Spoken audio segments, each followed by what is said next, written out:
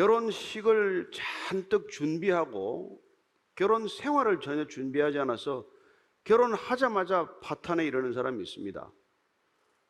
큰돈 들여서 살림집을 마련하고 살림 살 줄 몰라서 살림집이 아무 소용이 없어지는 때가 있어요. 예루살렘 성벽을 일껏 다 지었는데 그 성벽 안에 살아야 하는 사람들이 신앙 공동체의 모습을 갖추지 못하면 그 성벽 왜 짓는 것입니까? 오늘 본문 말씀은 예루살렘 성벽 안에 살아야 할 예루살렘의 사람들, 이스라엘 백성들이 하나님 백성답게 살지 못하는 모습을 봄으로써 성벽을 재건하는 것 못지않게 신앙 공동체가 회복되어야 하는 것이 중요하다는 것을 말씀해 주고 있는 것이죠. 오늘 이 시대도 마찬가지입니다. 우리가 번듯한 교회에 있으면 뭐해요? 그 안에서 예배드리는 사람이 예배를 하나님이 받지 않으시면, 예배드리는 예배자의 삶이 하나님을 모르는 사람들과 다를 바 없으면 그 모든 게 다 무슨 소용이겠느냐 하는 것이죠. 오늘 이 본문 말씀을 통해서 다시 한번 우리는 어떻게 신앙이 회복되어야 그 신앙에 걸맞는 삶이 될 수 있는지를 보게 됩니다. 먼저 1절입니다. 시작.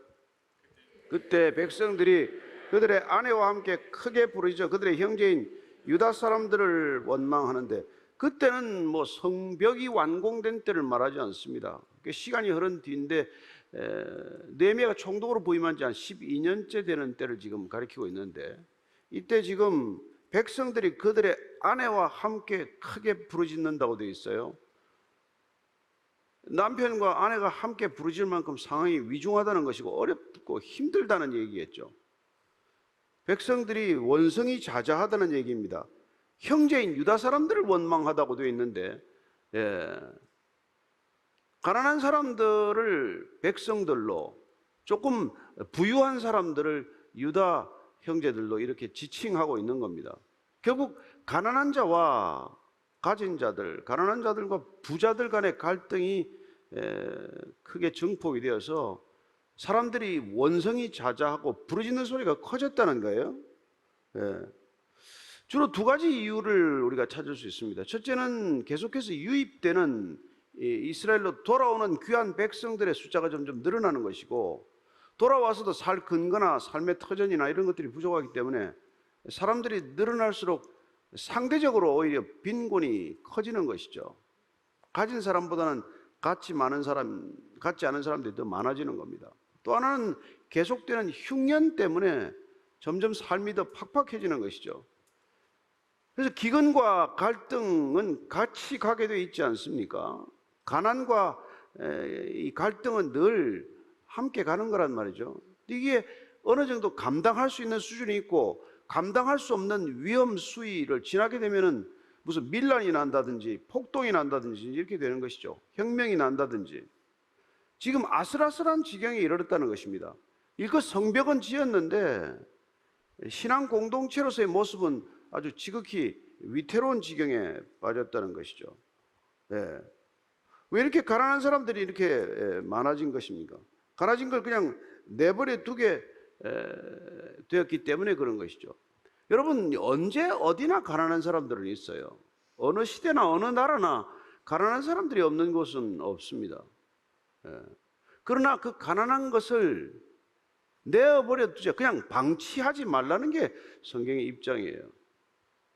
공동체란 그런 거라는 것이죠. 2절부터 4절까지입니다. 어떤 모습입니까? 지금 시작.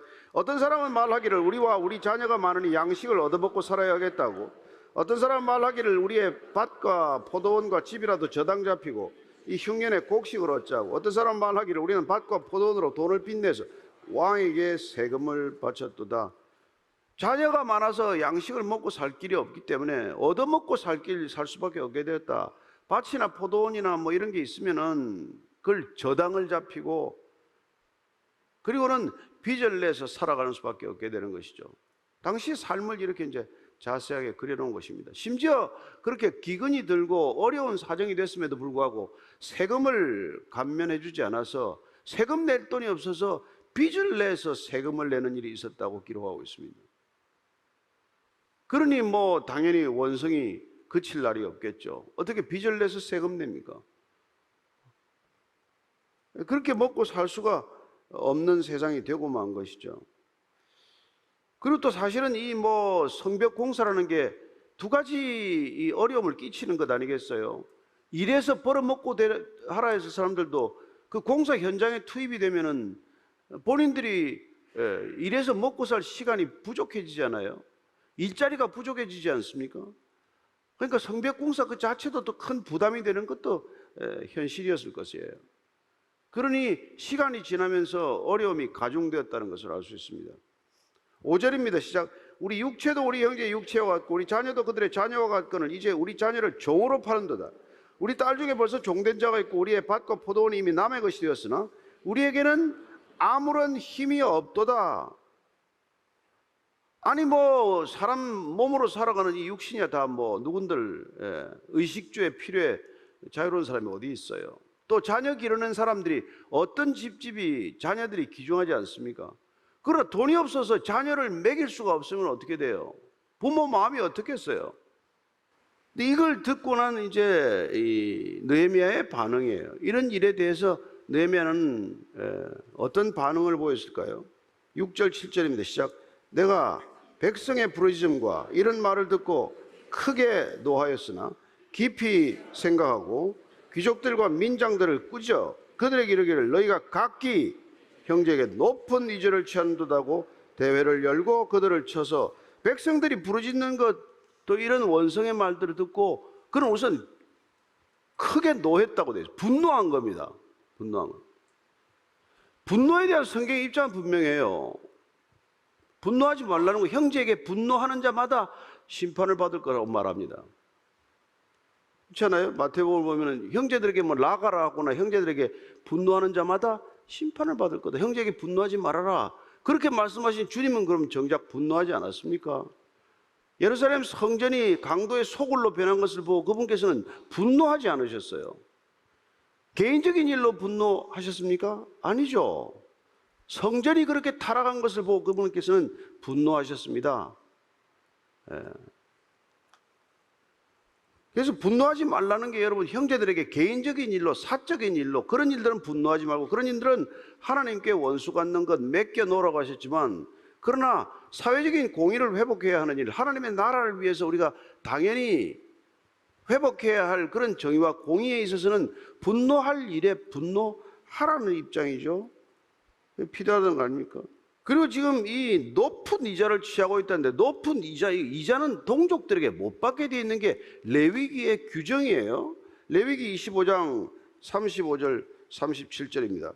한번 같이 읽습니다. 시작. 내 형제가 가난하게 되어 빈손으로 내 곁에 있거든 너는 그를 도와 거류민이나 동거인처럼 너와 함께 생활하게 하되 너는 그에게 이자를 받지 말고 내 하나님을 경외하여 내 형제로 너와 함께 생활하게 할 것인즉 너는 그에게 이자를 위하여 돈을 구워주지 말고 이익을 위하여 내 양식을 구워주지 말라. 이자 받고 돈 빌려주지 말고 이자 받고 양식을 구워주지 말라. 동족에게 어떻게 그렇게 할 수 있냐? 지금 무슬림들 자기들끼리 그렇게 하는 사람이 많아요. 지금도 무슬림들은.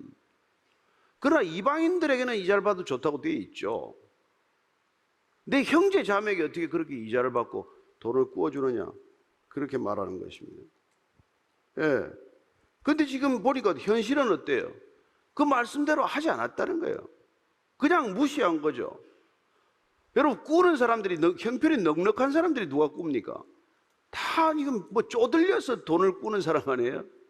그냥 도와줘도 살기가 힘든 사람인데 그 사람들한테 고리대금을 한다는 게 말이 됩니까?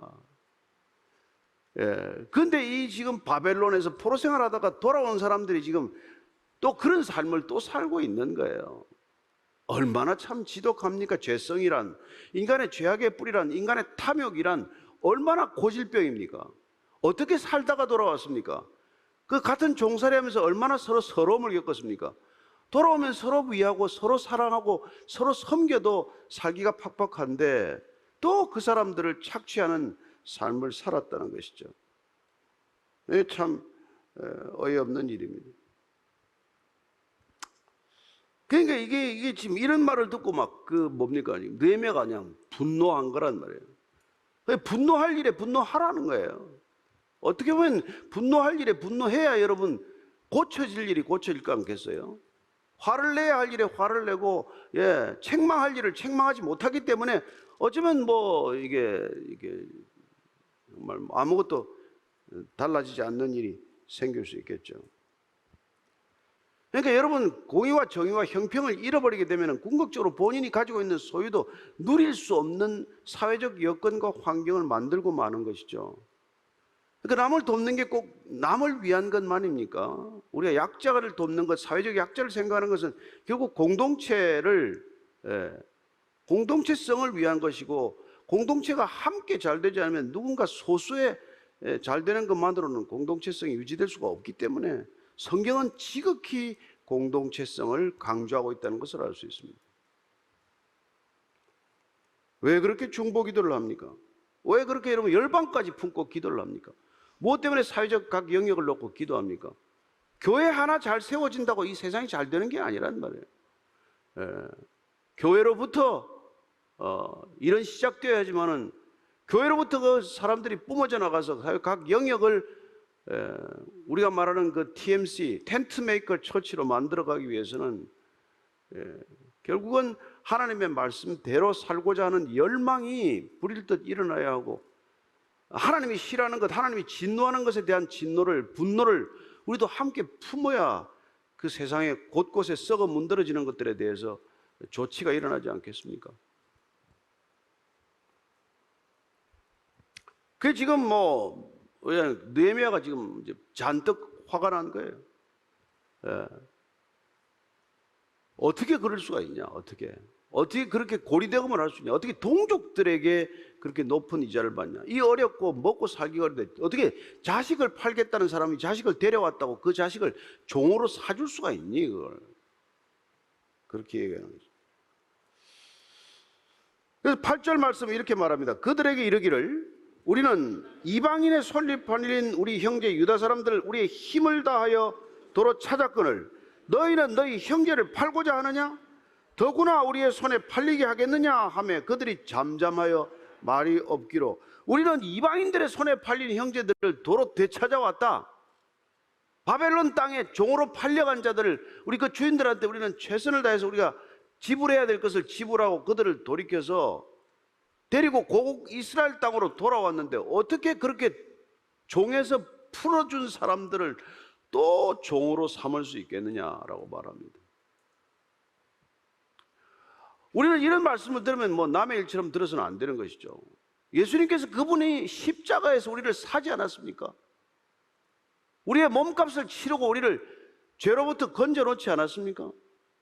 근데 우리가 다시 죄로 돌아간다면 마찬가지 얘기하는 거죠. 어떻게 해서 우리를 자유케 하셨는데, 어떻게 해서 우리를 진리 안에서 자유하는 그런 진정한 자유인으로 만들어 놓았는데, 또 우상으로 달려가서 진정 자유해야 할 그 자유민들이 자유를 무슨 물건 팔듯 팔아버리고 다시 그 우상의 종이 될 수 있느냐?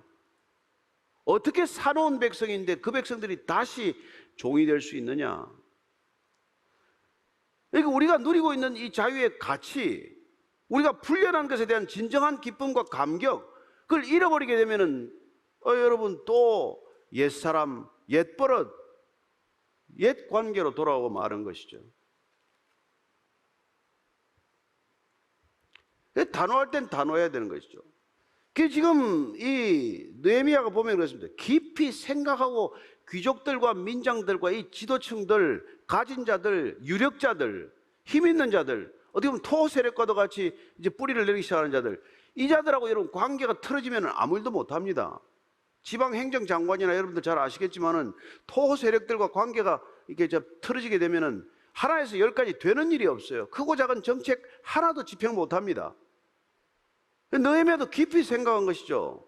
어떻게 해야 되나? 이런 짓을 하는 자들을 그냥 내버려 둘 수는 없고, 이런 행동을 일삼는 자들은 보면은 다 유력자들이고, 그리고 이 사람들이 지금까지 성벽 재건하는데 나름대로 물자도 내고 말이죠. 재물도 내고 노동력도 제공했던 굉장히 중요한 사람들이란 말이에요. 어떻게 보면 나름대로 성벽 재건을 위해서 힘을 합쳤던 사람들이고, 개인적으로는 어떻게 보면 빚을 졌다는 생각이 있는 사람들이, 말하기가 아주 껄끄러운 것이죠. 지금까지 성벽 재건해 놓고 좋은 관계를 가져왔던 사람들한테 다시 이런 얘기를 따끔하게 한다는 게 쉽습니까? 절대로 쉽지 않습니다. 그러나 우리가 뭘 더 우선해야 되느냐? 예. 결국은 하나님을 더 사랑하느냐, 나를 더 중요하게 생각하느냐, 그게 갈림길이고 그게 변곡점이라는 걸 알게 되죠. 하나님 때문에는 얘기를 해야 됩니다. 나 때문이라면 입을 닫아야죠. 그냥 넘어가야죠. 그 얘기하면 지금까지 쌓아온 공들여 쌓은 관계 다 무너지는데, 그래서 우리 교회에서도 그냥 좋은 게 좋다고 넘어가는 일이 많은 거예요. 아유, 저 사람 뭐 우리 아들 결혼 때도 오고 우리 아버지 장례식 때도 왔는데, 뭐 이런 거 생각하다가 그냥 무슨 뭐 부정을 눈 감아가지고 서로 간에 또 할 짓 안 할 짓을 하는 그런 일들이 왕왕 생긴단 말이에요. 참 안타깝죠. 그래서 너 이게 지금 막 작심하고 얘기하는 거예요. 저는 지금 이 느헤미야가 이 공사를, 성벽 공사를 진행한 것보다 훨씬 어려운 일을 하고 있는 거예요.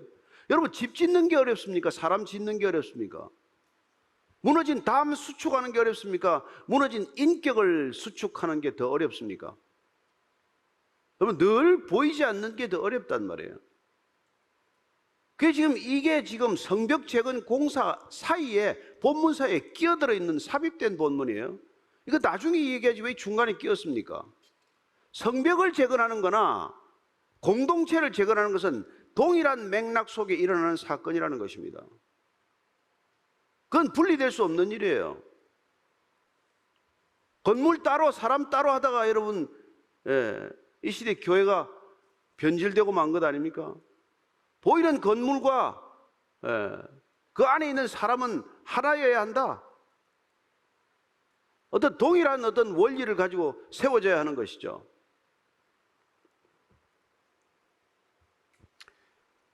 그래서 어떻게 그걸 지금 형제를 팔 수가 있냐, 또 종으로 살 수가 있냐, 이런 얘기를 따끔하게 하는 거예요. 참 이런 듣기 싫은 소리 해야 될 어려운 지점들을 만나게 되는 것입니다. 그렇지 않아요? 자, 9절 읽습니다. 시작. 내가 또 이르기를 너희의 소행이 좋지 못하도다. 우리의 대적 이방 사람의 비방을 생각하고 우리 하나님을 경외하는 가운데 행할 것이 아니냐. 그리고 이거 10절 한번 드릴까요? 나와 내 형제 종자들도 역시 돈과 양식을 백성에게 구워주었으니까 우리가 그 이자 받기를 그치자. 우리 하나님을 경외하는 가운데 이런 일을 행해야 한다. 하나님을 경외하는 게 뭡니까? 우리 하나님을 경외하는 삶을 살아야 한다고 말합니다. 오늘 말씀의 제목처럼 우리는 어떻게 해야 하나님을 경외하는 삶을 사느냐는 것이죠. 그게 좋지 않은 소행, 이런 것들을 벗어나는 것이죠. 그리고 우리의 좋지 않은 소행이 결국은 믿지 않는 사람들의 비방을 불러들인다는 것을 우리가 놓쳐서는 안 된다는 것이죠. 우리가 말씀대로 살지 않는 게 자칫하면은 하나님에 대한 경외심을 잃었기 때문이긴 하지만 그 결과적으로 하나님을 모르는 사람한테 하나님을 가리는 일이 되고 하나님을 망령되어 일컫다가 하나님의 이름을 누를 끼치는 일들이 되고 만다는 겁니다. 차라리 안 믿는다고 믿는 신용이나 안 했으면 좋은데 믿는 신용을 하고 살다가 믿음에 걸맞지 않은 삶을 살게 되면 이런 결과를 가져온다는 거예요. 얼마나 안타깝습니까? 예수님께서는 우리에게 정체성을 분명히 가르쳐 주셨어요. 너희는 빛이다. 너희는 소금이다. 너희가 점점 빛이 점점 더 밝아질 것이다. 너희는 점점 소금 맛이 날 것이다. 이게 아니에요. 예수 믿는 사람들은 그 믿는 순간, 우리 안에 성령이 임하는 순간 우리는 우리 자신의 정체성이 아니라 그리스도의 정체성을 덧입게 됨으로써 너희는 빛이다. 너희는 소금이다. 이런 정체성을 갖게 되는 것이죠. 그러면 너희들은 반드시 하나님의 영광을 드러내는 삶이 될 것이라고 말씀해 주고 있는 것입니다. 우리는 그분의 영광을 드러낼 수밖에 없는 존재가 된다는 것이죠. 우리가 무슨 그렇게 애를 써서가 아니라. 그리고 11절, 12절, 13절입니다. 시작. 그런즉 너희는 그들에게 오늘이라도 그들의 밭과 포도원과 감람원과 집이며 너희가 구워준 돈이나 양식이나 새 포도주나 기름의 100분의 1을 돌려보내라 했더니 그들이 말하기를 우리가 당신의 말씀대로 행하여 돌려보내고 그들에게서 아무것도 요구하지 아니하리다 하기로 내가 제사장들을 불러 그들에게 그 말대로 행하겠다고 맹세하게 하고 내가 옷자락을 털며 이르기를 이 말대로 행하지 아니하는 자는 모두 하나님이 또한 이와 같이 그 집과 산업에서 털어버리시지니 그는 곧 이렇게 털려서 빈손이 될지로다 하며 회중이 다 아멘 하고 여호와를 찬송하고 백성들이 그 말한 대로 행하였느니라. 정말 느헤미야의 리더십이 빛을 발하는 순간이에요. 어떻게 해서 이런 일이 일어납니까? 나와 내 형제와 종자들도 역시 돈과 양식을 백성에게 구워주었거니와 이자를 받지를 말자. 여기 자칫 잘못 들으면은 우리도 지금 이자 받고 있는데 이자 앞으로 안 받겠다, 그런 얘기를 하는 게 아니잖아요. 그랬다면 그는 이런 얘기를 할 자격이 없죠. 그는 먼저 솔선했고 먼저 수범이 되었기 때문에 이런 얘기를 할 수 있는 거란 말이죠. 말씀대로 우리가 이자를 안 받고 있으니 너희들도 이제 이자 그만 받아라. 그리고 그 어려운 사람들에게 지금 빌려준 게 있다면 도로 돌려줄 거 도로 돌려주어라. 그랬더니 놀랍게도 그 백성들이 아멘 하고 화답을 했다는 것입니다. 아멘이란 뭐 저와 여러분들이 잘 아는 대로 그렇게 될지어다, 그렇게 되도록 하겠습니다, 이런 답이 되돌아온 것이죠. 쉽지 않은 결정이겠죠. 이들도 동안 여러분 물질의 탐욕이 있었기 때문에 지금까지 이렇게 살아왔는데 그 탐욕이 한순간에 이게 뚝 잘라지겠습니까? 그러나 정말 우리가 예수님께서 삭개오 집에 갔을 때 삭개오가 예수님을 만나자 은혜가 임하자 내가 토색한 거 있으면 2배 갚아도 되면 4배로 갚겠습니다, 재산의 절반이라도 헛겠습니다. 여러분 가장 먼저 회심하는 게 뭐예요? 지갑의 회심 아닙니까? 제일 늦게 회심하는 겁니까? 아니요, 이게 지금 보면은 우리가 삭개오 예를 보거나 지금 오늘 이 예를 보면은 정말 은혜를 받았다는 것은 가장 먼저 재물로부터 우리가 그 탐욕에서 벗어나는 거란 말이에요. 내가 기꺼이 이자 이제 포기하겠습니다, 내가 돌려주겠습니다, 이런 얘기를 할 수 있는 것이죠.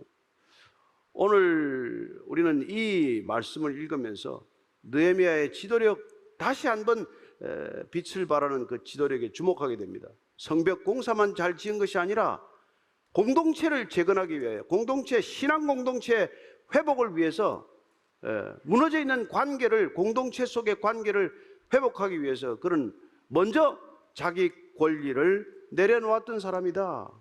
그는 스스로 권리 포기를 함으로써 스스로 권위를 회복할 수 있는 사람, 하나님이 부어주시는 권위로 백성들에게 권위 있게 말할 수 있는 사람이 된 것이죠. 그리스도인들의 권위가, 본인에게서 비롯된 권위가 어디 있습니까? 우리가 살아가는 말씀의 권위, 우리 안에 계신 성령님의 권위, 그분께서 우리가 동행하면서 주는 그분의 권위에서 비롯된 것 아닙니까? 따라서 우리가 이 시대에 권위가 철저히 파괴되고 권위를 철저히 부정하고 권위에 대해서 철저히 저항적인 이 시대를 살아가면서 우리가 어떻게 이 시대에 권위 있는 얘기, 권위 있는 메시지를 전할 수 있겠습니까?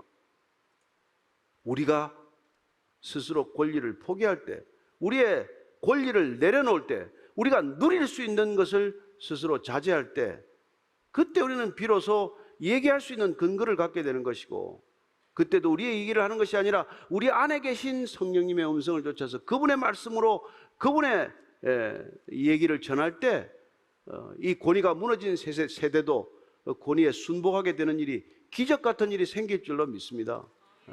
얼마나 많은 것이 다 무너졌습니까? 깡그리 무너졌습니까? 통째로 무너졌습니까? 희망이 없다고 말합니다. 아니요, 이 시대 여전히 교회는 희망입니다. 교회만이 희망입니다. 말씀대로 행하는 교회, 세상처럼 변질된 교회가 아니라 권위에 가지고 있는, 하나님의 권위를 가지고 있는 교회는 이 시대의 마지막 보루요, 마지막 희망이요, 마지막 권위라는 것을 기억하시게 되기를 바랍니다. 그 권위는 겸손입니다. 그 권위는 사랑입니다. 그 권위야말로 사랑입니다. 그 권위야말로 생명입니다. 저는 여러분들이 어떤 삶의 자리에 있건 말씀의 권위, 성령의 권위, 하나님의 권위를 가지고 권위 있게 사실 수 있게 되기를 바랍니다. 그 인격에 여러분들로부터 비롯된 것이 아니라 주님으로부터 비롯된 것이라면 반드시 사람들에게 변화를 불러일으키는 놀라운 사건이 될 것입니다. 따라서 우리는 이 시대 중요한 것은 교회된 우리가 늘 솔선의 자리에 있어야 한다는 것입니다. 세상을 향하여 비난하기에 앞서서, 세상을 바꾸려고 하는 노력에 앞서서 우리가 먼저 있어야 할 자리, 본연의 자리를 벗어나지 않으면 하나님께서 우리가 지키고 있는 그 자리를 통해서 일하시게 될 것입니다. 따라서 우리는 세상을 더 이상 본받는 교회가 아니라 세상의 어떤 기준도 교회에 들어와서 세상이 마치 교회로부터 배워야 할 것처럼 말하는 것에 귀 기울이지 않게 되기를 바랍니다. 세상은 성경으로부터 배우는 것으로 족합니다. 예수님으로부터 배우는 것으로 충분합니다. 말씀이면 충분합니다. 세상의 지혜에 너무 귀를 솔깃하지 마십시오. 세상의 지혜를 따라가다가 세상처럼 변해버린 교회 때문에 더 이상 교회는 능력을 갖지 못하는 교회가 되고 만 것이죠. 따라서 우리는 교회의 본질을 회복하기 위해서는 지금 이 시대 많은 세상처럼 변해버린 교회와는 정반대의 결정이 필요한 시점에 이루고 만 것이죠. 모든 교회들이 따라서 한다고 해서 따라갈 것도 아닙니다. 세상을 닮아간 교회를 우리가 따라가서 어떻게 하겠다는 것입니까? 교회의 참된 진정한 권위를 회복할 수 있는 진정한 그리스도인들 되기를 축복합니다.